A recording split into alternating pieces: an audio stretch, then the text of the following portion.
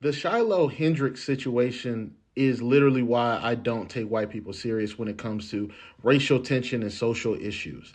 You feel what I'm saying? Like, and this is why I didn't take them serious when they were talking about Carmelo Anthony. They didn't care. They just want to see a black man in jail, right? And we're correlating these issues because they saw on camera that a white woman calling a little black boy the N word, right? Being violent towards that little black boy. They watched that happen. And they still said, you know what, we still gonna give her some money because she says she needs to relocate. What are you talking about? What, like, if you guys felt as that's why we said that Austin Metcalf is nothing but a catalyst for you guys. Because if you saw this situation and you saw it happen on camera and you saw that she didn't have any remorse for it. She said that's what she feel like he deserves. And again, this is a little black 5-year old boy who probably doesn't really understand what's going on, that this outside of this white woman being violent towards him, that you watched that happen, you still gave her money to relocate. That don't. And that, ladies and gentlemen, is what it looks like when someone is projecting. You see, he says that you don't care anything about Austin Metcalf. You just want to see another black man in jail. Like, dude, there's plenty of black men in jail. What's another one? We see black men go to jail every day. We actually do care about Austin Metcalf. The reality is that y'all don't care about Austin Metcalf and y'all don't care about Carmelo Anthony, which is why you will cheer him on, not for any of his accomplishments in life, not for supposedly being a grade A student or a good football player. No, you cheered him on for murder because you don't really care about him. What you care about is celebrating the death of a white child because obviously you all have put on full display that you absolutely love it when a white kid gets killed. But notice how he keeps talking about how Shiloh Hendrix was violent. He keeps using the word violent or violence as if someone saying the N-word is the same as someone physically hurting you. So just in a short month, we were told that plunging a knife in a white kid's chest is not violence, but saying the N-word is. And that's why people like the guy you saw in that video will never, ever be taken seriously. And this is why Shiloh has raised so much money up until this point. But you know, when he kept talking about violence, it really made me think. Because you see, this is what they want. They want to get off for actual violent crimes that they commit against other races of people. But they want any criticism of them, any bad names you hurl at them, they want it to be considered criminal. They want there to be charges, right? And when you really take a step back and you look at the Shiloh Hendrix situation, I wouldn't be surprised if some lawmakers, if some politicians try to use this to try to introduce like some new hate speech laws, like the laws that are over there in the UK. Over in the UK, these groups of people, they can do whatever they want. They can run amok through society. But if you notice it and you point it out, you can go to jail. That's what's happening in the UK right now. And that's what they want to happen here. They want to be able to stab your kids at the track meet. They want to be able to stomp on your kids' heads at the bus stop. They want to be able to loot Target. But they don't want you to be able to say anything about it, because if you say something about it, it's considered hate speech against a protected group. That's really where they want this to head, ladies and gentlemen. And we are close to headed, we're close to, getting there. And I think everyone needs to be aware of that. Everyone needs to be paying attention because best believe it's coming.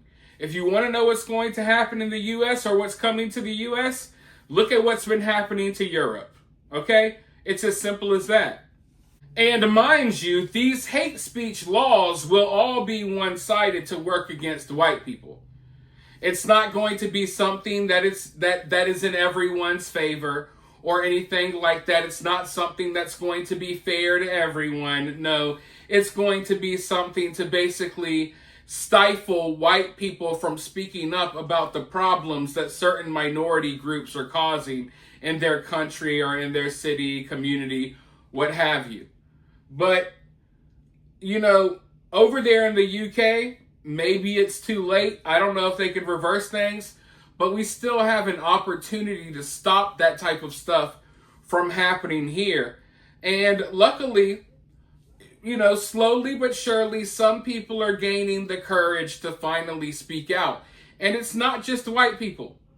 There's people of all different races and backgrounds. And as I've been showing you guys, there's black people calling out this ignorance coming from their own communities as well. But I have a clip that I want to show you guys. But first, if you all enjoy these videos, if you support these videos, consider supporting the channel via a donation. You know, you could use Cash App or Super Thanks.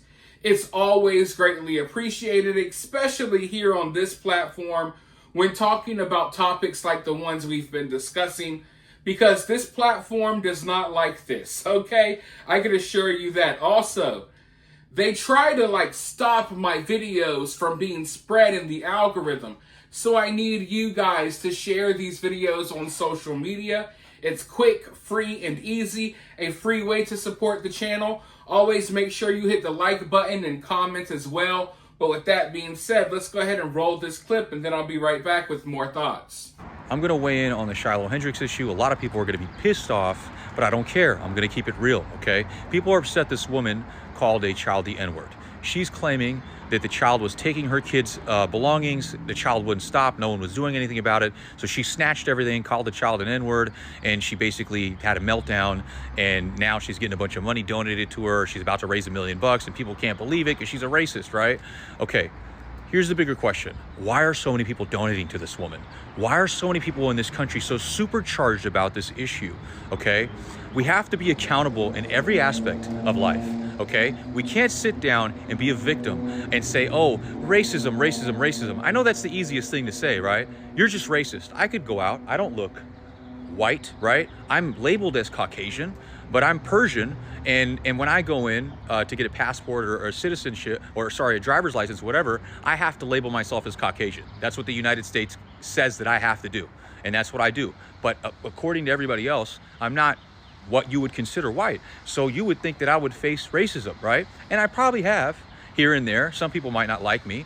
But the bottom line is, my culture as a whole, Persian people, we don't have a reputation of robbing, stealing, being disrespectful, being loud in restaurants, talking over people, being ignorant, right? We don't do that stuff, okay? We behave the way society expects us to behave, and in return, we're treated pretty fairly, even as people who came here as immigrants and really didn't have shit when we came here, okay? A lot of us had absolutely nothing, lost everything, and couldn't even speak English, and came to this country and made it a home, but we abided by all the laws, all the rules, and we treated people with respect. Therefore, people treat us with respect. Now, let's talk about this certain group of people that you know, this woman was referring to, okay? Look at the culture as a whole, all right?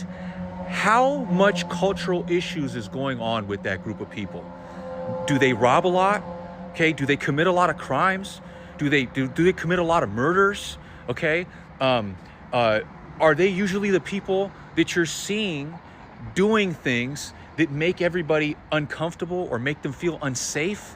So where is the hatred coming from is what I'm trying to ask people, okay? Do you think it's possible maybe if this group of people cleaned up their act, started to behave just like everybody else does in society, then people wouldn't generalize, that people wouldn't feel this way? Because I think that's what would happen, okay? I think something magical would happen if that could occur. But until they fix their cultural issue, okay? Until they fix the mother and the parent situation in the house and start raising their kids with the same ethics and morals and values as everybody else, this racism thing isn't gonna go away. That's all I gotta say. And I don't know about you guys, but personally, I think he explained things kind of well there. It has nothing to do with skin color. It has everything to do with behavior. And you can't get mad at people when they notice a certain behavior coming from a certain group. And this behavior is always put on full display for the world to see. So you can't fault people and get mad at people when they recognize and notice patterns. Okay? This is not some, oh my God, this hate group, this fringe hate group has just spoken up and decided that black people are committing too many acts of violence. How dare they say this? No. Everyone knows it. And the people who push back, the people who get upset, they know it as well. And the portions of the black community who are guilty of acting in these ways, they know it too, because if you talk about it, if you point it out, they automatically respond by threatening you with violence. So they basically prove your point, right? So I don't think it's a bad thing to acknowledge reality. Because the reality is, if this was a different group of people, everyone would still call it out. Everyone would still have a problem. No one has a problem with this group. They have a problem with the behavior coming from the group. And if that behavior came from any other group of people, they would still have the same problem. The only difference is they wouldn't be afraid to call it out. That's the only difference, ladies and gentlemen. So we could all sit here in La La Land and pretend that this stuff isn't happening. But there's a reason why the deodorant is locked up in a case at your local CVS. There's a reason why no one's going to the skating rink anymore. There's a reason why no one goes to the bowling alley. There's a reason why no one feels safe at the park. And most of those reasons are coming from one community of people. And the problem is, the biggest problem is, not even that the problems are coming from that community, but when a problem does come from that community, the community comes together and they rally around the problem. It's already bad enough when you notice that, hey, most of these violent acts, most of these murders happening in my city are all being committed by one group of people. It's even worse when someone commits that a crazy crime from that group, and then the entire group comes around to support them and defend their actions. I have no problem calling out white people or any other race of people when they do something horrible. I never sit here and celebrate murderers and stuff like that. In fact, on my channel, you could go look at my history. I call out white people all the time when they grow these creepy, weird obsessions with serial killers and stuff like that. Matter of fact, when that Gypsy Rose girl who killed her mom, when she got out of prison and got her own reality show, you should see the videos I made about her, okay? I had nothing good to say about her or about anyone celebrating her like some sort of celebrity after she got out of prison for doing what she did. So I'm really consistent when it comes to my viewpoints. The only difference is now I'm talking about someone who happens to be black, and instead of a few fringe supporters, because white people, you'll find some weirdos who like love serial killers and they're attracted to serial killers, but those are like fringe weirdos that white people have no problem calling out and saying that's weird. But when it comes to the black community, there's a large portion of the community, not outliers, not fringe weirdos, but just a large portion of the community celebrates murderers. They just do. They ride around all day listening to songs about killing each other. They just do. There's no denying that. And I think that people need to stop acting like this problem isn't happening so the problem could get better. And the crazy part is, if the problem gets better, it's going to save more black people than anyone else. Because black people are killing other black people more than they're killing anyone else. In fact, I believe last time I checked, black Americans are killing other black Americans at a higher rate than just about, if not more than, any other group of people on earth. And this includes active war zones. There are active war zones where people are dying less than young black men in the streets here in America from gang violence and stuff like that. So yeah, it's an insane problem. And it's about time that people get the courage to speak up about it. And it's about time that the black community comes together and they acknowledge those issues and they handle those issues instead of worrying about some white lady saying the N-word, a word that they use themselves. Because that's their number one priority is Shiloh Hendrix, not the hundreds of young black men that were gunned down in the street this weekend. But for now, you guys let me know what you think about all of this down in the comments below. While you're down there, hit that thumbs up, hit that subscribe, ring that notification bell, and I'll talk to you all very soon in the next one.